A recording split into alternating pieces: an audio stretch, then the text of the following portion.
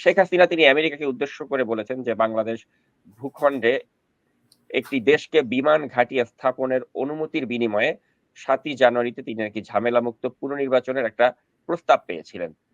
এবং সাদা চামড়ার একজনের দেয়া ওই প্রস্তাবে নাকি বলা হয়েছিল যে বিমান ঘাঁটি স্থাপনের অনুমতি দিলে শেখ হাসিনার নাকি কোনো সমস্যা হবে না নির্বাচনী বৈতরণী পার হওয়ার ক্ষেত্রে।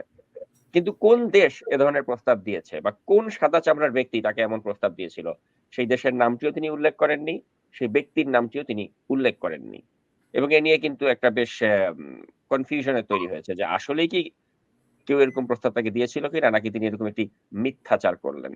আমি জানতে চাই আপনার কাছে শেখ হাসিনা কেন হঠাৎ করে এ ধরনের একটি বক্তব্য রাখলেন? আমি এর আগে বোধহয় এই প্রশ্নটা নিয়ে আমি আর আপনি কথা বলেছি, এখন আপনাকে ঠান্ডা মাথায় আমি যে কথাটা বলি, হাসিনাকে কোনো সাদা চামড়া